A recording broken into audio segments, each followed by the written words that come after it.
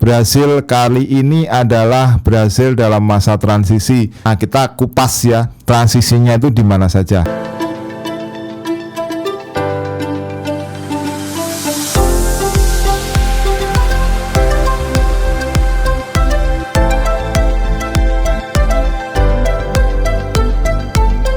Salam pemirsa, ketemu lagi di Titis Corner bersama saya Titis Widiatmoko. Kali ini kita akan membahas tentang tim nasional Brasil yang akan berusaha untuk merebut gelar ke-10 di Copa America tahun 2024. Brasil kali ini adalah Brasil dalam masa transisi bersama pelatih Dorival Junior setelah sebelumnya diasuh oleh Tite.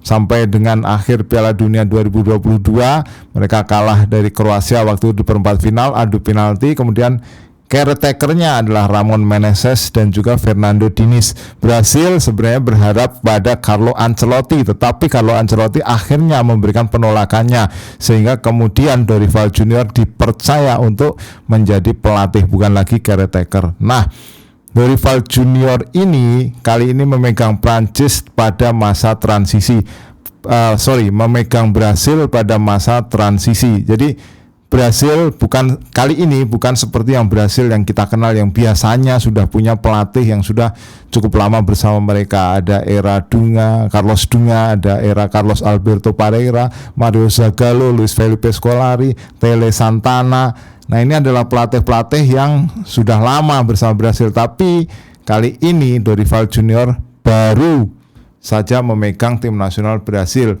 dan dia dihadapkan pada persoalan ya, ketika itu Brasil kalah 3 kali berturut-turut dalam kualifikasi Piala Dunia 2026, kalah dari Uruguay, kalah dari Kolombia, kalah dari Argentina, sehingga mereka sekarang ada di peringkat 6 di kualifikasi Piala Dunia 2026 dengan hanya mendapatkan 7 poin. Tapi memang perjalanan masih panjang dan Brasil sekarang ini sedang dalam masa transisi. Brasil akan mengawali laga Copa America 2024 melawan Costa Rica pada Selasa pagi waktu Indonesia Barat pukul 7.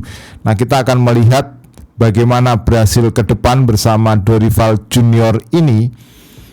Apalagi kalau kita melihat bahwa mereka hanya menang 4 kali dari 13 laga sejak mereka kalah dari Kroasia di perempat final Piala Dunia 2022. Jadi Brasil yang kali ini kurang begitu diunggulkan. 2021 mereka menjadi tuan rumah, mereka memang saat itu diunggulkan dan kalah dari Argentina di partai final. Kali ini Brasil kurang diunggulkan ya, unggulan utamanya masih Argentina. Tapi apakah Brasil memang pantas untuk diberikan kategori sebagai tim bukan unggulan untuk juara Copa America? Menurut saya Brasil tetaplah Brasil. Jadi Brasil ini tetap bisa memberikan surprise dalam arti adalah bisa menjadi penantang utama bagi Argentina ataupun Uruguay. Tapi kalau kita cermati skuad Brasil tahun ini memang perbedaannya cukup banyak. Periode transisi di tangan Dorival Junior. Nah, kita kupas ya, transisinya itu di mana saja. Misalnya kita lihat kalau misal di belakang itu masih ada Alisson Becker ya. Nah, itu masih begitu kokoh ya, sulit tergantikan. Tapi di posisi lini belakang kalau biasanya kita kenal ada Thiago Silva, ada David Luiz, ada Miranda, kali ini semuanya sudah dibongkar.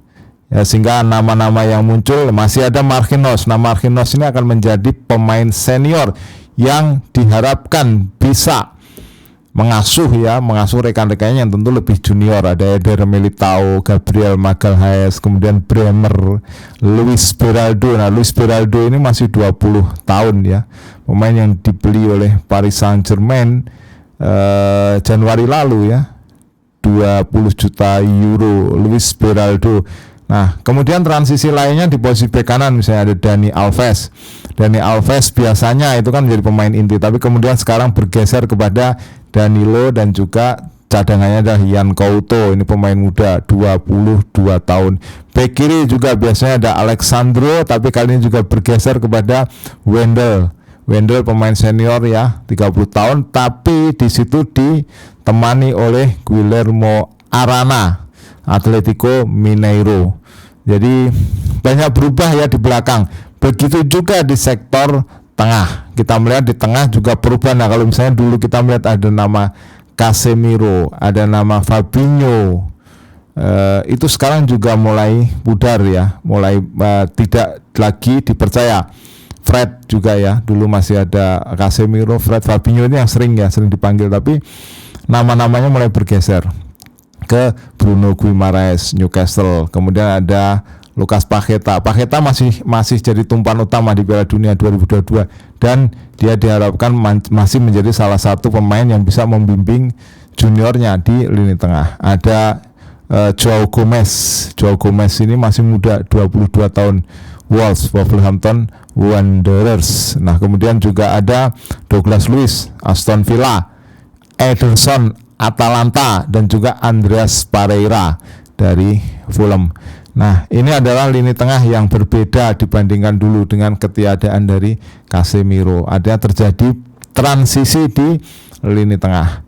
Kemudian di lini depan juga Brasil sudah tidak lagi mempercayakan kursi atau tempat kepada Gabriel Jesus, kepada Richarlison, kepada Neymar yang cedera, tapi juga mulai beralih ke pemain-pemain muda. Ada Vinicius Junior 23 tahun ya, Rodrigo 23 tahun, Endrick 17 tahun bahkan diberikan kepercayaan. Ada juga pemain seperti Savio, pemain asal Girona ya, 20 tahun. Ada juga Evanilson dari Porto dan juga Gabriel Martinelli.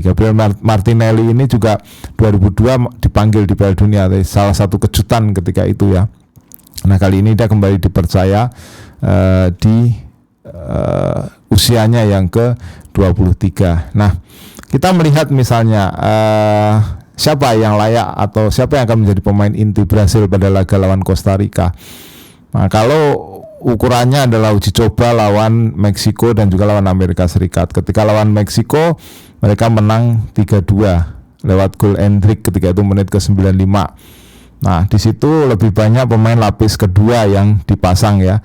Di lini belakang misalnya itu yang dipasang adalah Militao dan juga Bremer di sektor center back. Kemudian di kiri itu ada Guillermo Arana dan di kanan ada Yan Couto. Di lini tengah itu adalah Andreas Pereira, kemudian Douglas Luiz dan juga Ederson. Kemudian yang di depan itu ada Savio, Evanilson dan juga Gabriel Martinelli. Dan ketika itu memang Brasil tidak terlalu mendominasi dan gol kemenangan di kebobolan menit 92, gol kemenangan datang di menit 95 ya. Golnya datang dari Pereira, Martinelli dan juga dari Endrick. Nah, baru pada uji coba lawan Amerika Serikat mereka memasang kemungkinan yang menurut saya itu adalah komposisi inti dari Brasil. Di situ ada Marquinhos yang dipasangkan dengan Beraldo. Nah, kemungkinan untuk pemain intinya bukan Beraldo tapi bisa Eder Militao atau juga bisa Bremer ya. Tapi pada lawan Amerika Serikat itu yang dipasang adalah Beraldo dan juga Marquinhos. Kemudian di posisi back kanan itu ada Danilo dan di posisi back kiri itu ada Wendel. Nah, di tengah itu ada Joao Gomez dan juga Bruno Guimaraes, ada Paqueta. Jadi formasinya 4-2-3-1. Nah, Paqueta didampingi oleh Rapinya di kanan, Rodrigo di kiri, dan di pucuk formasi 4-2-3-1 itu adalah Vini Junior dan Rodrigo ini sebenarnya sangat cair ya, bisa saling bertukar mereka. Tapi itu adalah kekuatan Trisula Brasil yang sesungguhnya ya. Tapi itu pun Brasil belum bisa menang. Jadi unggul dulu lewat gol Rodrigo disamakan oleh tendangan bebas dari Pulisic pada menit ke-26 ketika itu golnya dari Pulisic. Itu menunjukkan bahwa Brasil masih labil, masih pada situasi transisi ya. Tapi kalau kita melihat calon lawannya kan Kroasia. Nah, Kroasia juga di sini maksud saya calon lawannya di sini Costa Rica. Ketukar. Costa Rica ini juga berada dalam situasi bukan lagi Costa Rica yang dulu ya. Costa Rica yang dulu itu kan mereka masih punya nama-nama seperti Keylor Navas, Brian Oviedo, kemudian ada Celso Borges, Francisco Calvo masih dipanggil, tapi pemain-pemain senior, pemain-pemain kawakannya Costa Rica itu sudah banyak yang tergantikan. Nah, saya pikir kalau lawan Costa Rica sih Brasil harusnya bisa menang ya. Harusnya bisa menang. Ya, menang telak juga sangat memungkinkan. Menang telak. Nah, baru ujian pentingnya itu adalah ketika lawan Paraguay dan juga Kolombia. Nah, itu yang penting sih. Jadi Costa Rica ini harus diambil 3 poin kalau Brasil mau lolos ke putaran berikutnya.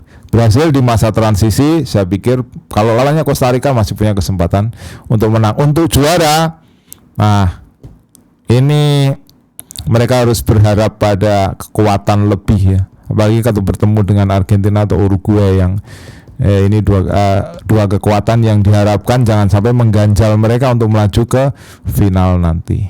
Nah, itulah sedikit preview tentang Brasil lawan Costa Rica. Silakan jika Anda punya pandangan sendiri tulis di kolom komentar. Jangan lupa like, subscribe. Kita ketemu dalam bahasan berikutnya. Salam.